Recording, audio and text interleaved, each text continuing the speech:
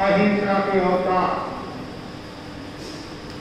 भगवान महावीर स्वामी के चरणों में कोटि से वंदन। अहिंसा यात्रा के प्रवर्तक आचार्य श्री महासमंद के चरणों में कोटि से वंदन। मुनिवृंद, शिवरात्रि, बालक बालिकाएं, उपस्थित भाई और बहनों, आज संस्कार निर्माण शिविर एवं मंत्र दीक्षा का कार्यक्रम है। अभी मैं आपको संक्षिप्त में मंत्र दीक्षा के बारे में बता रहा हूँ। भगवान महावीर की वाणी है, अनेक चित्ते खलु अयम पुरीसे। मानव मन अनेक चित्त वाला है, उसका स्वभाव अत्यंत चंचल होता है। चंचल मन को स्थिर कर सके, वशीभूत कर सके, उसका नाम मंत्र है। मंत्र एक कवच है, प्रतिरोधात्मक शक्ति है, एक सशक्त दुर्ग है। बाहर का एक अणु भी भीतर प्रवेश नहीं कर सकता है।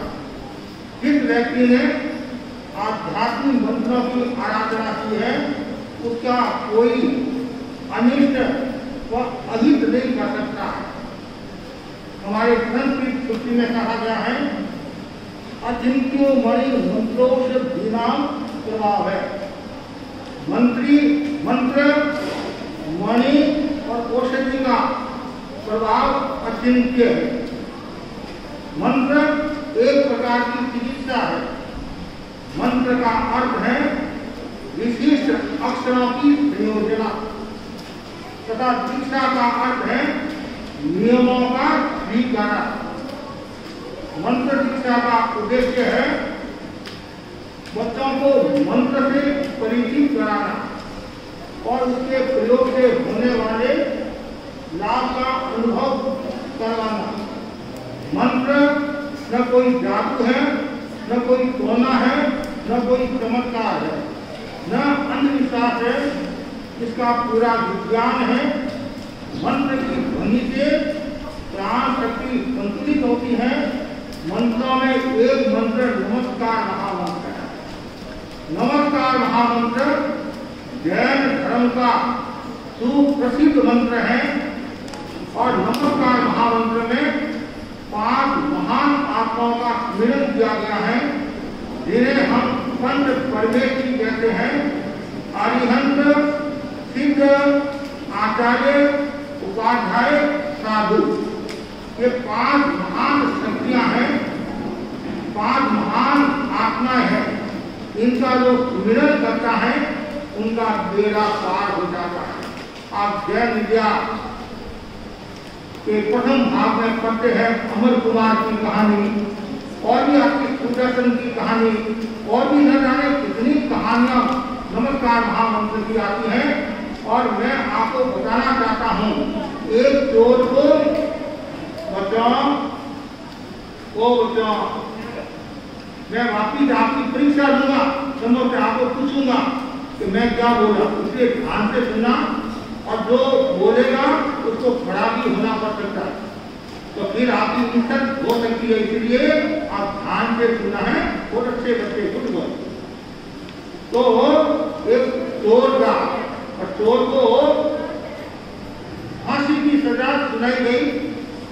फांसी समझ रहे हो? थोड़ी फांसी की सजा सुनाई गई। फांसी की व्यवस्था हो रही। इतने में क्या होता है, वो चोर नमस्कार महामंत्र को जानता है। उसने सोचा मरना तो है ही, लेकिन मैं नमस्कार महामंत्र का सुमेरन करूं, नमस्कार महामंत्र का जाप करूं, जिससे मेरा मन शांत रहेगा और मेरी गति सुगति हो जाएगी, अच्छी गति हो जाएगी, मेरे पाप कर जाएंगे। तत्काल वह नमस्कार महामंत्र में लीन हो गया इतना लीन हुआ उसके बाकी कर्म क्षय हो गए और जिनको केवल ज्ञान हो गया वो केवल ही हो गया और भगवान हो गया। अब देखो इस लौका मंत्र का कितना बड़ा प्रभाव है। एक बहन नमस्कार मंत्र का जाप कर रही थी, कहाँ कर रही थी? हॉस्पिटल, और उसका आयुष्य पूरा हुआ और वो मरकर देवलोक में गई। तो उनके इष्ट ने किसी को बताया कि किसी ने पूछा कि वो बहन मरकर कहाँ गई है, तो वो देवलोक में गई है। तो किसी ने जिज्ञासा के वशीभूत होकर पूछा कि वो देवलोक में कैसे गई? वो तो कभी धर्म ध्यान करती नहीं, कुछ नहीं करती, वो तो कैसे देवलोक में गई? तब उस इष्ट ने बताया जब वो बीमार थी, हॉस्पिटल में भर्ती थी, उसने नमस्कार महामंत्र का इतना जाप किया जिससे उनकी आत्मा निर्मल पवित्र होगी और वो मरकर देवलोक में गई। इसलिए नमस्कार महामंत्र का जाप होना चाहिए।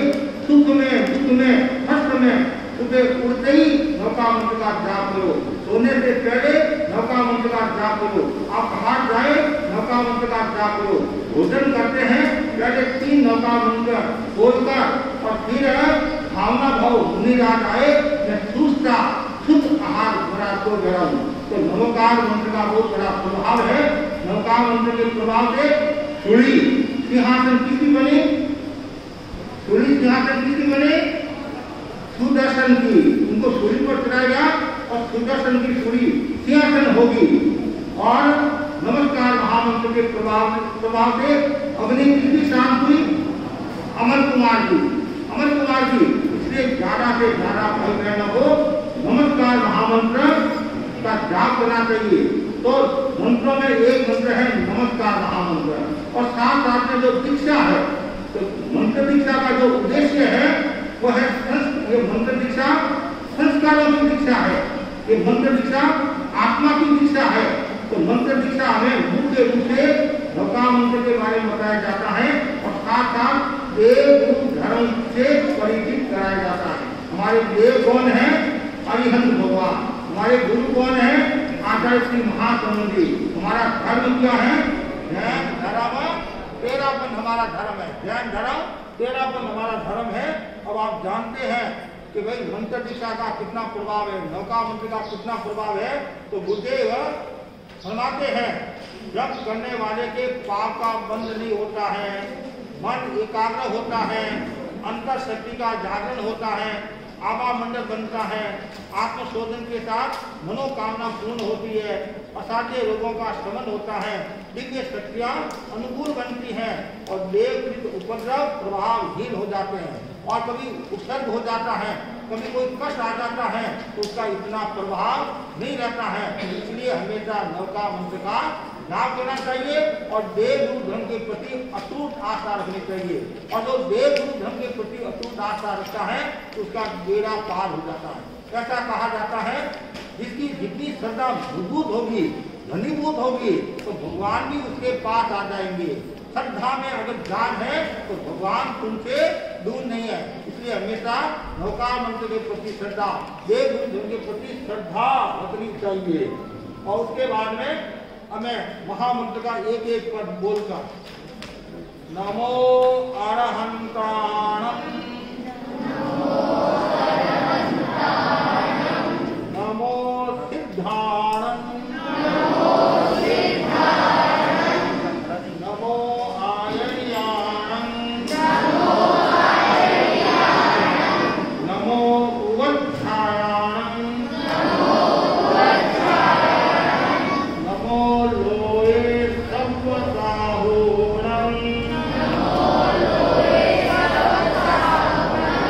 हेतु पंच नमोकारो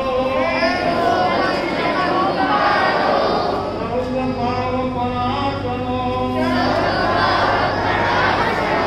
मंगलानंद सभ्येते परमं हवै मंगलम्। ये मंत्र दीक्षा का कार्यक्रम गुरुदेव तुलसी के शासनकाल में शुरू हुआ। गुरुदेव तुलसी ने भावी पीढ़ी को संस्कारी बनाने के लिए मंत्र दीक्षा का आयोजन किया और साथ साथ में ज्ञान शाला का आयोजन किया। आज हमारे काफी क्षेत्रों से ज्ञान धारा के बच्चे आए हुए हैं, उन सब बच्चों के प्रति मंगल कामना, प्रशिक्षकों के प्रति मंगल कामना, और जितने भी लोग मंत्र दीक्षा स्वीकार करने वाले बालक और बालिका हैं वो सब अपने स्थान पर समझ गए। सब कोई खड़े हो जाए।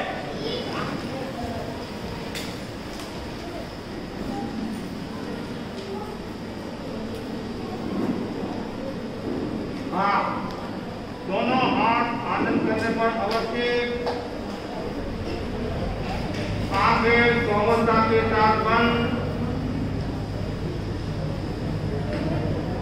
जैसा मैं बोलूं वैसा आपको उच्चारण करना है। नमो अरहंतारं, नमो सिद्धारं, नमो आयर्याणं,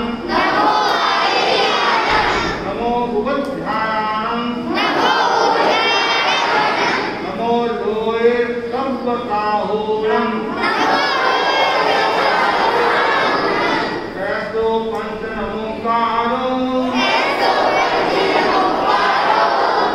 सर्वपावपनाशनो मंगलानं च सर्वेते परमं हवै मंगलम्। हमारे देव अरिहंत भगवान महावीर स्वामी है, हमारे गुरु आचार्य श्री महासमंदी है, हमारा धर्म जैन धर्म 13 पंथ है, जैन धर्म 13 पंथ है।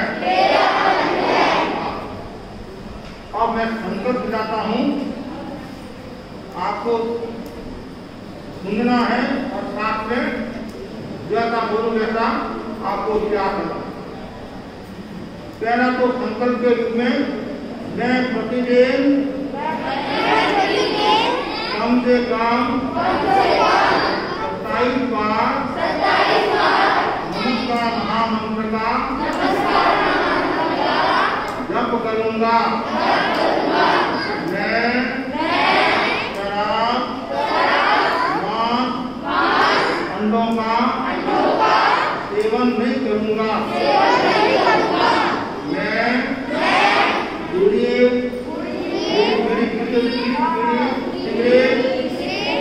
पान मसाला, जर्दा आदि का प्रयोग नहीं करूंगा। मैं माता पिता और गुरुजनों के प्रति विनम्र रहूंगा। मैं गाली या अपशब्द का प्रयोग नहीं करूंगा। अब शिक्षा के रूप में ध्यान से सुनना है, बोलना नहीं है। प्रतिदिन सूर्योदय से पूर्व उठना चाहिए, यथासंभव नियमित दर्शन करना चाहिए, नियमित आसन प्राणायाम करने चाहिए, खान पान की शुद्धि रखनी चाहिए, अच्छे साधनों की संगत में रहना चाहिए। आज आपको दीक्षा दी गई है। दीक्षा अनेक प्रकार की होती है, उसमें एक दीक्षा मंत्र दीक्षा होती है, प्रदीप्त दीक्षा होती है। ये श्रावक की पूर्व भूमिका है। तो आज आपको हमने मंत्र दीक्षा की है, प्रदीप्त दीक्षा की है। तो मैं सभी बालक बालिकाओं के प्रति मंगल कामना करता हूँ। जो आपको नियम दिलाए हैं उन नियमों के प्रति आस्था रखना, नियमों के प्रति श्रद्धा रखना, प्राण चले जाए कोई प्रकार का नशा मत करना और कोई प्रकार का मौन वेद का प्रयोग न करना, और 3 बार बंदना, 3 बार प्रदक्षिणा। वंदामि नमस्कामि मंगलम देव्यं देव्यं पद्मास्वामी तेन वंदामि।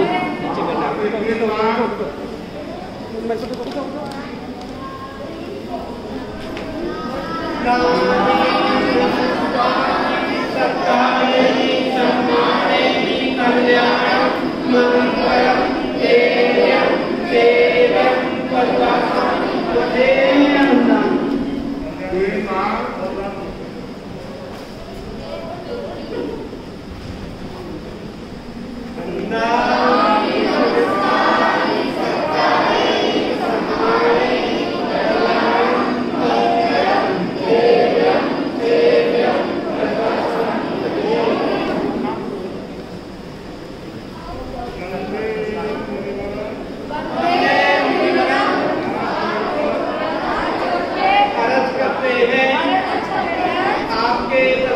में सुख साता। बहुत अच्छा, आज आपको दीक्षा दे दी है। अब भविष्य में सबको साधु बनना, ठीक है। अब मैं कुछ ज्ञान की बातें आपको बता रहा हूँ, ध्यान से सुनना और लास्ट में आप एक प्रश्न भी पूछ सकता हूँ, क्वेश्चन पूछ सकता हूँ, इसलिए ध्यान से सुना। बहुत अच्छी अच्छी बातें बता रहा हूँ आपको, है एंटीना सीधा, कोई भी हाथ में ये कितनी ले, हाँ बच्चों शांत, ये कित कोई भी हाथ में नहीं ले, सब ध्यान से सुनना, ठीक है। हाँ, आज का विषय है कैसे हो संस्कारों का जागरण एवं संरक्षण। अध्यात्म की संगोष्ठी चल रही थी, उसमें एक प्रश्न उपस्थित हुआ, व्यक्ति की पहचान कैसे होती है। किसी ने कहा व्यक्ति की पहचान धन से होती है, किसी ने कहा व्यक्ति की पहचान सत्ता से होती है, किसी ने कहा व्यक्ति की पहचान वस्त्र से होती है, किसी ने कहा व्यक्ति की पहचान दौलत से होती है। लेकिन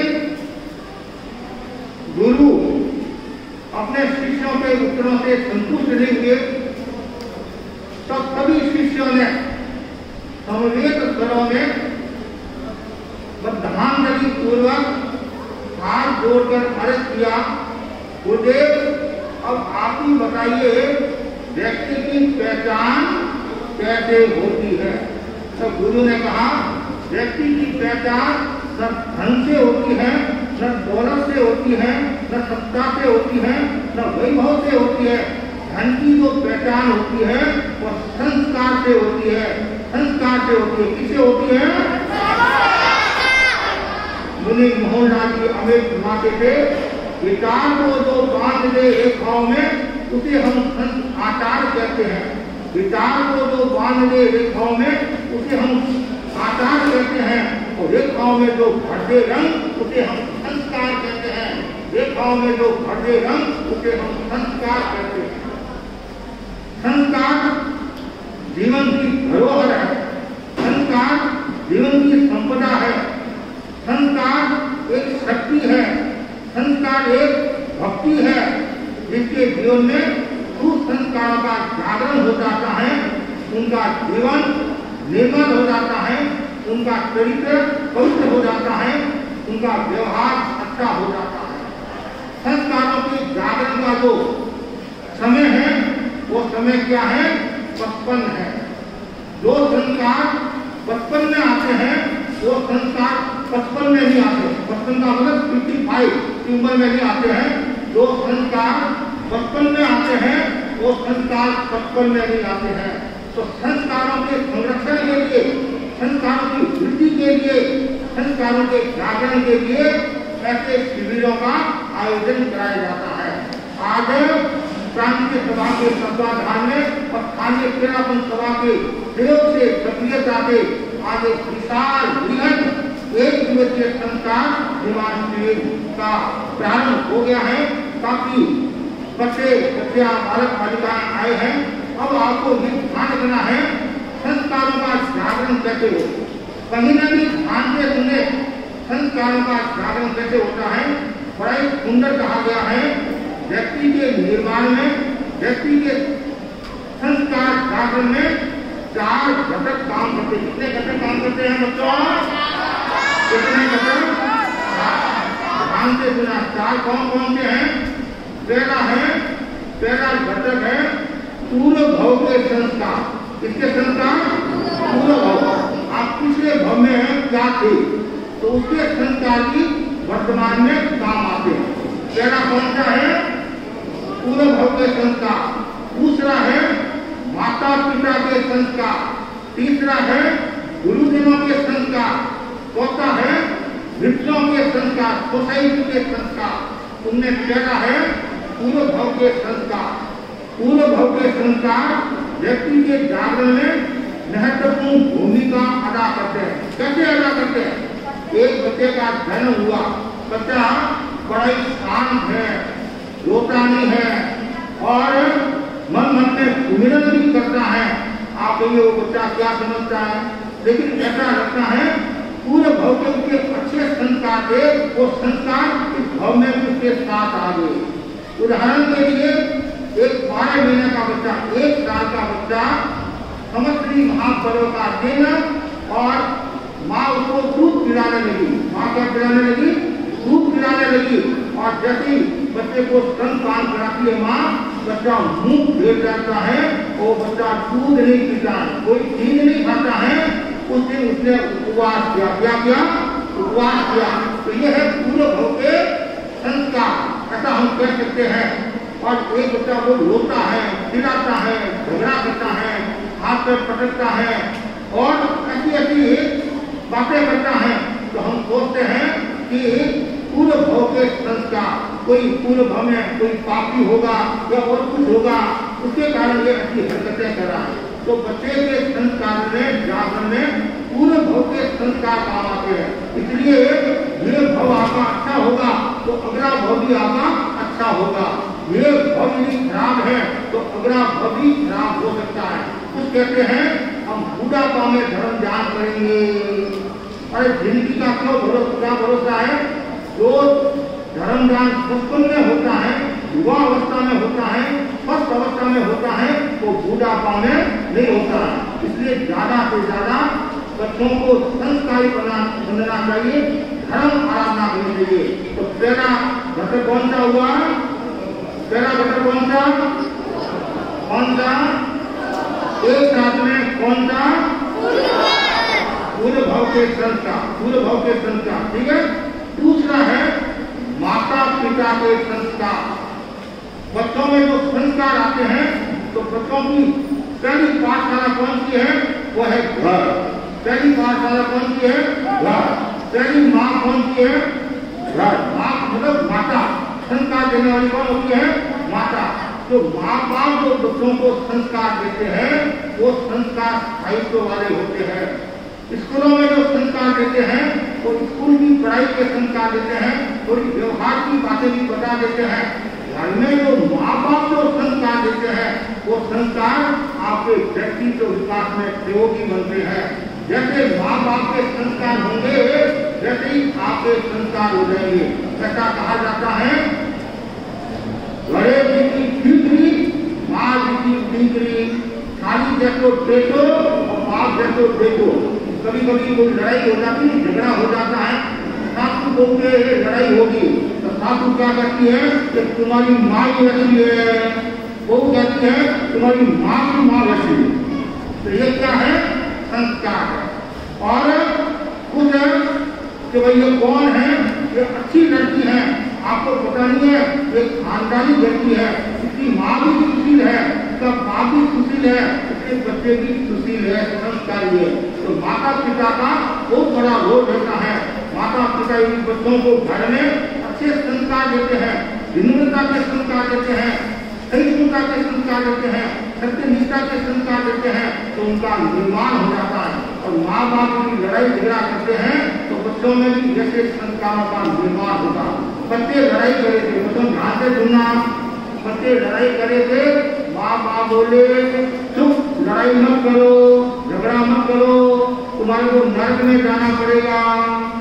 बच्चे बोले माता पिता जी हम लड़ाई नहीं करे हैं, हम तो अभिनय करे हैं। क्या करे हैं? अभिनय करे। किसका? मम्मी पापा जो लड़ाई करते हैं उसका हम अभिनय करे हैं। और मम्मी पापा लड़ाई करते हैं तो परिणाम क्या आएगा? बच्चों में भी वो संस्कार आएंगे। हमारे बड़े समाज थे, मम्मी पापा के बीच में, पति पत्नी के बीच में कोई बात हो तो बंद कमरे में बात हो, सबके सामने बात न करे, बच्चों के सामने बात न करे। क्यों? बच्चों का दिमाग पीछे दिखता है, बच्चों के दिमाग में गलत बात बैठ सकती है। आप बच्चों को जैसे संस्कार देंगे वैसे बच्चे बन जाएंगे। माँ ने, पिता ने, बच्चों ध्यान से सुना, पिता ने एक बच्चे को कहा तू मतलब अच्छा, तू मतलब अच्छा, तू मतलब बड़ा। ध्यान आ गया? तू का मतलब क्या है? तू का मतलब, तू का मतलब, तू का मतलब बड़ा। तो पिता ने कहा बेटा जहाँ कूड़ शब्द आगे लगता है वो अच्छा है और कूड़ शब्द आगे लगता है वो खराब है। क्या है समझ में आ गया आपके? कूड़ मतलब अच्छा, कूड़ मतलब खराब। जहाँ अच्छा शब्द का प्रयोग करना है वहाँ कूड़ लगाना, और खराब शब्द का प्रयोग होता है वहाँ कूड़ शब्द लगता है। ठीक है, बच्चे ने दिमाग में सेट कर दिया, बच्चा बड़ा हुआ और उसकी सगाई हुई और उसकी शादी हुई और वो ससुराल गया। कहाँ गया? वो ससुराल गया। ससुराल गया तो ससुर जी ने क्या कहा? आओ कुंवर साहब। क्या कहा? ऊपर कौन आवाज दे रहा है? अभी वो माइक की कोई डिस्टर्ब हो रहा है, अभी सबको याद है। हाँ बताओ। तो वो बच्चा ससुराल गया तो ससुर जी ने क्या कहा? आओ कुंवर साहब होते नहीं, कंवर साहब होते नहीं, जवाई को क्या बोलते हैं? कंवर साहब होते नहीं, आओ कुंवर साहब।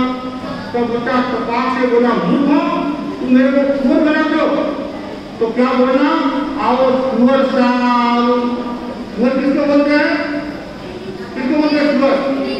हाँ, अब उस बच्चे को ये पता नहीं है कि कुंवर का मतलब क्या होता है, कुंवर का मतलब क्या होता है।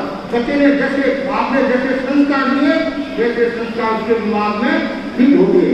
इसलिए माँ बाप जैसे संस्कार देंगे वैसे ही बच्चा हो जाएगा। माँ बाप के साथ में बच्चा स्कूटर से जा रहा था तो उसकी चॉकलेट नीचे गिरी। क्या गिरी? चॉकलेट नीचे गिरी है। तो बच्चा बोला, पिताजी रुको, मेरी चॉकलेट नीचे गिरी है। पिताजी ने कहा, पापा ने कहा, बच्चा चॉकलेट गंदी हो गई है, इसको नहीं उठाना है और नई चॉकलेट तुम्हारे को दिलाऊंगा। बच्चा खुश हो गया। कुछ दिनों के बाद क्या होता है? माँ बाप और बच्चे तीनों स्कूटर से जा रहे थे और मम्मी नीचे गिर गई। क्या गिर गई? मम्मी नीचे गिर गई। जैसे बच्ची नीचे गिरी और स्कूटी को रोका और मम्मी को उठाने लगे तो बच्चा तपाक से बोला, मम्मी गंदी हो गई है, इसको छोड़ दो, बाजार में से मेरी मम्मी लाएंगे। क्या लाएंगे? बाजार से मेरी मम्मी लाएंगे। उसको पता नहीं है मतलब इस समय कैसे बोलना। तो माँ बाप जैसे संस्कार देते हैं जैसे बच्चों में संस्कार का आविर्भाव हो जाता है। तो दूसरा पहला कौन सा है? पहला कौन सा? पूर्व भाव के संस्कार। दूसरा माता पिता के संस्कार और तीसरा धार्मिक गुरु होते हैं। धार्मिक गुरु के समान माँ बाप बच्चों को जन्म देते हैं और धार्मिक गुरु जीवन देते हैं और धार्मिक गुरु काफी हद तक बच्चों को परिवर्तित कर देते हैं, बच्चों को संस्कारी बना देते हैं और बच्चों को धर्म से जोड़ देते हैं। तो गुरु का बहुत बड़ा मूल्य होता है कि ये जैसे ज्ञानशाला है, शिविर है, संतों के दर्शन है, ये सब धार्मिक गुरु आपको प्रेरणा देते हैं कि आप अपना विकास करो। दूसरा जो बताया गया है वो है सोसाइटी मित्र। आपके मित्र कैसे हैं? मित्र अच्छे हैं तो आपका अच्छा जीवन हो जाएगा। मित्र यदि खराब है तो आपका जीवन खराब हो सकता है। तो संस्कार निर्माण में, संस्कारों के जागरण में ये चार बातें काम आती। पहली बात कौन सी बच्चा? बताओ, आपको बताओ पहली बात कौन सी है? पूर्व भाव के संस्कार। दूसरे फटाफट। तीसरे गुरुजनों के संस्कार। चौथे वेरी गुड। इसका मतलब है हमारे बच्चे ध्यान से सुन रहे हैं, इन सबको मेरी तरह से फर्स्ट घोषित करता। ठीक है, और मेरी तरफ से तो इसका मतलब बच्चे सुन रहे हैं। अब ये तो संस्कार जागरण के चार कारण है। अब संस्कारों का संरक्षण कैसे करें, हमारे संस्कार अच्छे रहे, उसके लिए क्या करना चाहिए? सबसे पहले संतों के दर्शन करना। गाँव में यदि साधु साधु विराजते हैं तो उनके क्या करना चाहिए? दर्शन करना चाहिए। और दर्शन करने से मन में शांति मिलती है, दर्शन करने से मन में प्रसन्नता होती है और चित्त की शुद्धि होती है और मन भी एकाग्र होता है और नंबर भी आपके अच्छे आ सकते हैं। क्यों? आप यदि संतों के दर्शन करेंगे आपका मन एकाग्र होगा, मन प्रसन्न रहेगा, तो आपका सब काम अच्छा हो सकता है। दूसरा है प्रवचन सुनना। जब आपको समय मिले तो प्रवचन सुनना चाहिए, और प्रवचन सुनने से क्या होगा, आपके संस्कार अच्छे होंगे। तो प्रवचन में कभी विनम्रता की बात आती है, कभी तीक्ष्णता की बात आती है, कभी सेवा की बात आती है, कभी सत्य की बात आती है, तो ये आपके दिमाग में वो बातें फिट हो जाएगी। और बच्चों कभी भी ध्यान रखना, अहंकार नहीं करना। क्या नहीं करना? अहंकार नहीं करना। मैं बड़ा कहते नहीं, देखो मम्मी मैं कक्षा में फर्स्ट आया हूँ। कभी फेल हो गया तो कभी भी अहंकार नहीं करना। मास्टर साहब ने एक बच्चे को पूछा, बच्चों क्या पूछा जल्दी हाँ क्या पूछा? Very good. अच्छा, मास्टर साहब ने एक लड़के को पूछा, बताओ सबसे अच्छा अंडा कौन देता है? सबसे अच्छा अंडा कौन देता है? मुर्गी। इसके जैसा कोई लड़का था, वो बोला सर मैं बताना चाहता हूँ, बताओ भाई। तो खड़ा होकर बोला, मास्टर साहब जी सबसे अच्छा अंडा आप देते हो। कौन देते हैं? आप देते हो। मास्टर साहब ने एक चाटा मारा जोरदार, तो बोला मूर्ख तू मेरे को मुर्गी बनाता है। और मास्टर साहब ने जैसे चाटा मारा और मुर्गी बनाना है, तो गणित की कॉपी लेकर, नेक्स्ट की कॉपी लेकर आया। तो मास्टर साहब जी देखो, ये 1 अंडा, ये 2 अंडा, ये 3 अंडा। प्रश्न का उत्तर जल्दी लिखने को क्या मिलता है? अंडा मिलता नहीं, गोल गोल अंडा, मास्टर जी का डंडा है। और मास्टर साहब जी मुर्गी तो 1 अंडा देती है, आज आपने 3 अंडे दिए मेरे को। कितने अंडे दिए? मुर्गी तो सफेद अंडा देती है और आपने लाल अंडे दिए। एक तरह से निकल नहीं, तो इसलिए सबसे अच्छे अंडे देने वाले उनके मास्टर साहब भी है। तो ऐसा कभी नहीं बोला, ये बोलते तो वो अज्ञानता है, अहंकार है। इसलिए संस्कारों के संरक्षण के लिए प्रवचन सुनो, और प्रवचन सुनोगे तो उसमें अच्छी बातें आपको मिलेगी। और संस्कार संरक्षण के लिए ज्ञानशाला में आना। ध्यान से सुना बच्चों, जो बच्चे ज्ञानशाला में जाते हैं वो भाग्यशाली हैं, वो उनका सर्वोदय होता है, आत्मोदय होता है, भाग्योदय होता है। मेरी तो ये धारणा है कि ज्ञानशाला का ज्ञानार्थी है, एक बिना ज्ञानशाला का बच्चा है। रात दिन का अंतर है। कैसे अंतर है? एक देसी घी होता है, देसी घी खाते ना, देसी घी और एक डालडा घी, वेजिटेबल घी होता है ना, डालडा घी। तो डालडा घी और देसी घी में जितना अंतर है, उतना ही अंतर ज्ञानशाला के ज्ञानार्थी और बिना ज्ञानार्थी में है। तो ज्ञानशाला के जो ज्ञानार्थी है वो देसी घी के समान है, और बिना ज्ञानशाला के बच्चे वो डालडा घी के समान है। जैसे गंगा का पानी और गटर के पानी में अंतर होता है, उतना ही अंतर इन बच्चों में होता है। इसलिए हमेशा ज्ञानशाला में मुझे तुलसी के आभारी है, महापृथ्वी के आभारी है, वर्तमान आकर महासमुद्र के आभारी है, जिन्होंने ज्ञानशाला के लिए इतनी मेहनत की है। भावी पीढ़ी को संस्कारी बनाने के लिए एक ज्ञानशाला का उपक्रम दिया, और इन ज्ञानशाला के माध्यम से कितने बच्चे शिक्षित हुए हैं और आज देश शासन की प्रभावना करे हैं। और ज्ञानशाला के माध्यम से बच्चे कहाँ के कहाँ बन जाते हैं, अच्छे इंसान बन जाते हैं, अच्छे साहब बन जाते हैं, अच्छे साधु बन जाते हैं, और उसी कोष को प्राप्त हो सकते हैं। तो ये ज्ञानशाला एक ज्ञान का खजाना, जैसे ज्ञानशाला ज्ञान का खजाना है, संस्कारों की शाला है, साहित्य की शाला है। इसलिए ज्यादा से ज्यादा बच्चों को अपने संस्कार संरक्षण के लिए दर्शन करना, माला फेरना, समाई करना, शनिवार समाई करना, साल में एक बार गुरु दर्शन कर लेना, और ज्ञानशाला में नियमित आना और ठीक न करना, और अच्छे संस्कारों का निर्माण करना। तो आज मैंने ज्ञानशाला के जागरण और संरक्षण के बारे में कुछ बातें आपको बताई है। तो आप जानते हैं बालक क्या है? पता है आपको बालक क्या? ये संसार एक वाटिका के समान है। वाटिका मतलब समझते आप? बगीचे के समान है। और बगीचे में जो पेड़ होते हैं, वृक्ष होते हैं, वो मनुष्य है। और जो फूल आदि हैं, फल आदि हैं, वो कौन है? बालक है। ये संसार एक वाटिका है, पेड़ पौधे मनुष्य हैं, उन पेड़ पौधों के जो फूल है वो है बालक। ये बालक संस्कृति की धरोहर है, मतलब ये बालक संस्कारों की संपदा है और बालक को जितने हम अच्छे संस्कार देंगे उतने बालकों का निर्माण हो जाएगा। अभी वर्तमान के परिवेश में हम चिंतन करते हैं, बालक का जन्म हॉस्पिटल में और बचपन हॉस्टल में और जवानी होटल में और बुढ़ापा वापिस हॉस्पिटल में, तो उन बच्चों को कैसे संस्कार मिलेंगे। अपेक्षा है कि माता पिता सबको कहना चाहता हूँ, इन बच्चों को संस्कार बनाओ। आपका बच्चा ही कल का बादशाह है, आपका बच्चा ही कल देश का कर्णधार है। बच्चा जितना संस्कारी होगा उतना ही हमारा समाज शक्तिशाली होगा, हमारा देश शक्तिशाली होगा और हमारा विश्व शक्तिशाली होगा। तो बच्चों के संस्कार के लिए ऐसे शिविरों का आयोजन करना चाहिए।